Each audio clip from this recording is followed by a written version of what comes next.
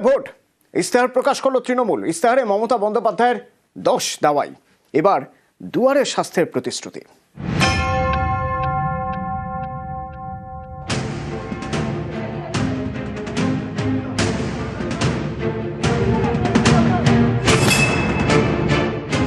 এবার আমরা দুয়ারে চিকিৎসা করব। আগে যেমন দুয়ারে সরকার করেছে ওগুলো তো যেমন চলছে চলবেই। আমার পাড়া আমার সমাধান 8,000 কোটি টাকা দিয়েছি এলাকায় বুথে বুথে। প্রতি বছর প্রতি ব্লকে প্রতি টাউনে দুয়ারে ক্যাম্প হবে, দুয়ারে স্বাস্থ্য।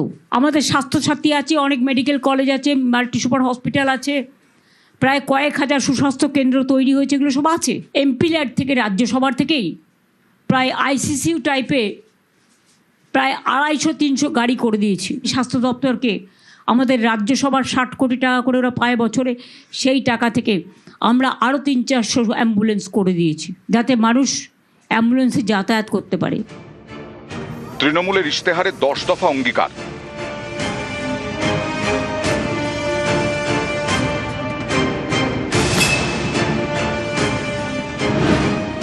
দুয়ারে স্বাস্থ্য, লক্ষ্মীর ভাণ্ডার, যুবসাথী, পাকা বাড়ি, সব বাড়িতে পরিশ্রুত খাওয়ার জল, কৃষকদের উন্নয়ন, স্কুলের পরিকাঠামো উন্নয়ন। বাংলার শিক্ষায়তনগুলো আমরা একটা টার্গেট করেছি, অলরেডি বাজেটে বলা হয়েছে এবং ক্যাবিনেটে পাস হয়ে গেছে। কয়েক হাজার স্কুল আমরা মডার্নাইজ করব, আপগ্রেড করব, যেখানে লার্নিং থেকে শুরু করে সমস্ত মডার্ন ইকুইপমেন্ট থাকবে। তার জন্য টিচারও রিক্রুট হবে। আমরা তো টিচার রিক্রুট করতে চাই, কিন্তু আমার অপোজিশন যারা, তারা রাজনৈতিক লড়াইয়ে পারে না, কোর্টে গিয়ে এটা কেস করে দেয়। আর কোর্টে কেস করা মানে তো গেল। আমরা টিচারদের পক্ষে ওরা নয়, না হলে এইভাবে টিচারদের বিপদে ফেলতো না, অশিক্ষক কর্মচারীদেরও বিপদে ফেলতো না।